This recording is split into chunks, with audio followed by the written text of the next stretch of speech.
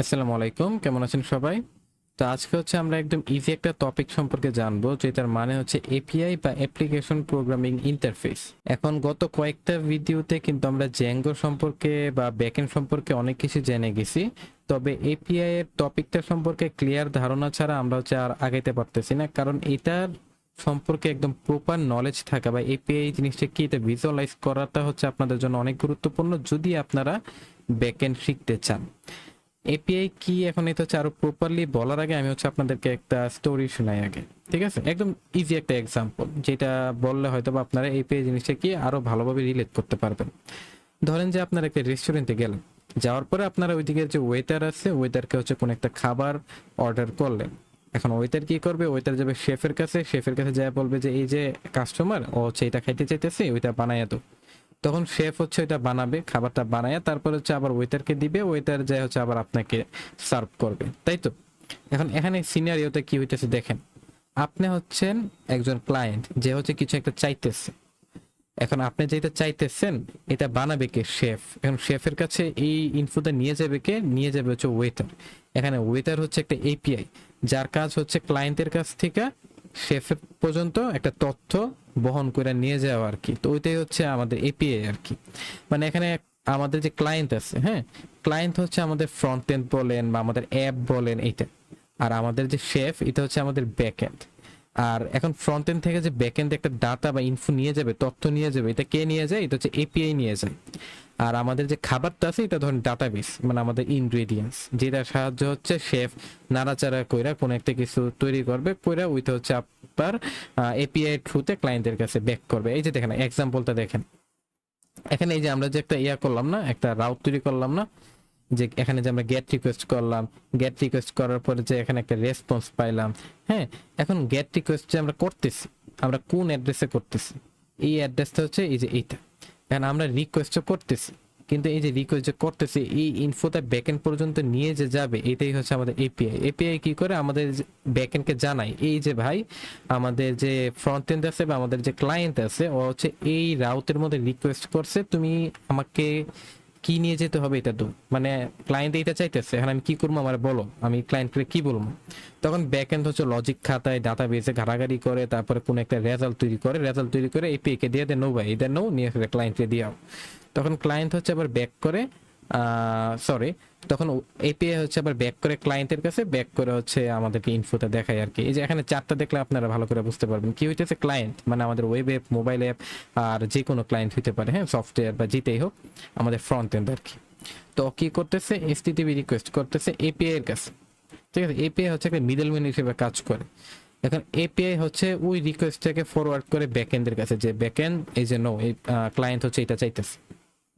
তখন ক্লায়েন্ট হচ্ছে এখানে লজিক খাতায় অনেক ক্যালকুলেশন করে, এটা ওইটা করে, যেটা হচ্ছে যে লজিকটা আমরা ভিউতে লিখি আর কি। হ্যাঁ, এখানে লজিক খাতায়, তারপরে ডাটাবেস থেকে প্রয়োজন হলে ডাটা গ্যাদার করে, ডাটা স্টোর করে বা যেতে করে ডাটাবেস নিয়ে কারিগরি করে, তারপরে হচ্ছে একটা ডাটা রিটার্ন পাই, তাই না? ডাটাবেস থেকে ডাটা রিটার্ন পাই বা অনেক ক্যালকুলেশন করে কোনো একটা ডাটা বা ইনফো পাই। ওই ইনফোটা হচ্ছে ব্যাকএন্ড কি করে বা সার্ভার কি করে, আমাদের এপিআই এর কাছে আবার দিয়ে দেয় যে নো, এই যে ক্লায়েন্ট যেহেতু এটা চাইছে, তুমি ক্লায়েন্ট এটা দাও, এই ইনফোটা দাও। তখন এপিআই কি করে জেসন আকারে আমাদের ক্লায়েন্টকে ওই ইনফোটা দিয়ে দেয়। এখন জেসন বা এক্সএমএল এটা কি, এটা যদি আপনার না জেনে থাকেন তাহলে এখন প্যারা নেওয়ার কিছু নেই, আমরা পরবর্তীতে জানবো। ঠিক আছে, আপাতত এইটুকু আপনারা বুঝেন যে এপিআই জিনিসটা কি। নর্মাল ভাষায় আবার বলতেছি, ক্লায়েন্ট যখন কোনো কিছু একটা রিকোয়েস্ট করে বা কোনো কিছু একটা চায়, তখন এটা এপিআই হচ্ছে ওই চাওয়াটাকে ব্যাকএন্ড পর্যন্ত নিয়ে যায় আর কি। ব্যাকএন্ড তারপর ক্যালকুলেশন করে কোনো একটা রিটার্নে কোনো একটা রেসপন্স দেয়, এই রেসপন্সটা আবার এপিআই আমাদের ক্লায়েন্টকে জানাই দেয় আর কি।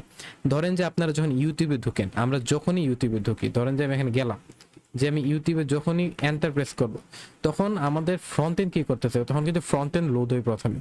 তারপরে ফ্রন্ট এন্ড কি করে, আমাদের ব্যাক এন্ডকে রিকোয়েস্ট করে। এখন ব্যাক এন্ডকে কিভাবে রিকোয়েস্ট করে? এপিআই থ্রুতে রিকোয়েস্ট করে।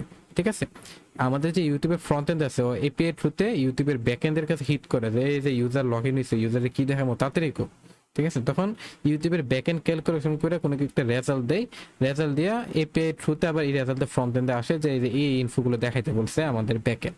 আমি ধরেন যে এখানে লিখলাম কি, আমার চ্যানেলের নামই লিখলাম, যখন এন্টার প্রেস করব তখন ফ্রন্ট এন্ড এপিআই থ্রুতে ব্যাক এন্ডে বলতেছে যে ইউজার ডেট সয়ের নামে কিছু একটা সার্চ করছেন, ওরে কি দেখাবো তাড়াতাড়ি বলো। তখন হচ্ছে ব্যাকএন্ড অনেক লজিক খারায়, আচ্ছা ইউজার ডেট সয়ন নামে একটা কিছু সার্চ করছে, এখন আমি আমার ডাটা বেজে দেখি তো ডেট সয়ন নিয়ে কি কি ইনফো আমার কাছে আছে, ঠিক আছে। তো ক্যালকুলেশন করে ব্যাকএন্ড হচ্ছে দেখবা আচ্ছা ডেট সয়ন নামে একটা চ্যানেল আছে, ওর এই ভিডিওগুলো আছে, এই যে ভিডিও লিস্ট, এই যে ভিডিওর থাম্বনেল, এই যে ভিডিওর টাইটেল, এই যে ইনফো এতগুলো ইনফো, এই ইনফোগুলো এপিআই দিয়ে দেয়, নো এপিআই এগুলো হচ্ছে ফ্রন্ট এন্ডে দো। তখন এপিআই হচ্ছে এটা ফ্রন্ট এন্ডকে দিবে, ফ্রন্ট এন্ড তারপরে এই ইনফোগুলোর উপর ভিত্তি করে আমাদের ফ্রন্ট এন্ডে সাজায় দেখাই দিবে আর কি, মানে স্ট্রাকচার ওয়েতে সাজায় দেখাই দিবে। এন্ড এটা যদি আরেকটু প্রপারলি আপনারা দেখতে চান তাহলে আপনারা এখানে ব্রাউজারে আইসা তারপর আমি আবার হোমে যাই, ধরেন গেলাম আমাদের হোম পেজে গেলাম, তারপর আমি রাইট ক্লিক করে ইন্সপেক্টে গেলাম, তারপর এখানে একটা ট্যাব আছে দেখেন নেটওয়ার্ক নামে, এখানে ক্লিক করেন, তারপর এখানে ফ্যাচ, এই যে এটার মধ্যে ক্লিক করেন। এখন দেখেন আমি যখন ডেট সয়েন লিখলাম না, লেখা যখন এই যে সার্চ বাটনে ক্লিক করলাম, দেখেন এই যে ডাইরেক্ট হিট হয়ে গেছে।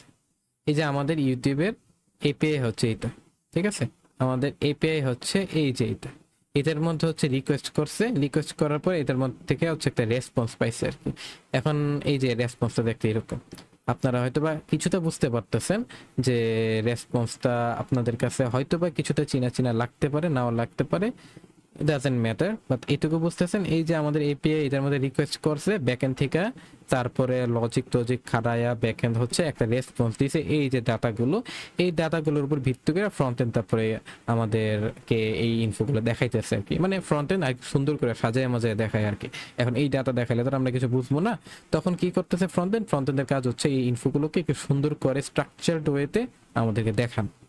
তো এইটাই হচ্ছে মেইনলি এপিআই, আর আমরা ব্যাকএন্ড ডেভেলপার হিসেবে আমাদের এই এপিআই গুলো বিল্ড করা লাগে। হ্যাঁ, আমরা হচ্ছে আমাদের লজিক গুলোতে লিখি, তবে এপিআইও আমরাই তৈরি করি যেন ফ্রন্ট এন্ড ওই এপিআই গুলো তাদের ফ্রন্ট এন্ডে, মানে আমাদের যে ফ্রন্ট এন্ড ডেভেলপার থাকবে ওরা হচ্ছে ব্যাকএন্ড ডেভেলপারের কাছ থেকে এপিআই গুলো নিবে, নিয়ে হচ্ছে ওইগুলো হচ্ছে তাদের ফ্রন্ট এন্ডে ইমপ্লিমেন্ট করবে আর কি, যেন আমাদের ব্যাকএন্ড থেকে ইনফো পায় ও যেন সুন্দর করে দেখাইতে পারে।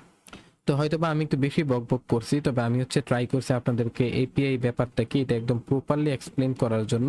আশা করি এই ভিডিও দেখার পরে তারপরে আপনাদের মনের কোয়েশ্চেন থাকবে না যে এপিআই জিনিসটা কি, এটা কিভাবে কাজ করে বা কেনই বা আমাদের এটা প্রয়োজন। তো এর পরবর্তী ভিডিওতে হচ্ছে আমরা অন্য কোনো একটা টপিক নিয়ে আলোচনা করব। তার আগ পর্যন্ত ভালো থাকবেন, আসসালামু আলাইকুম।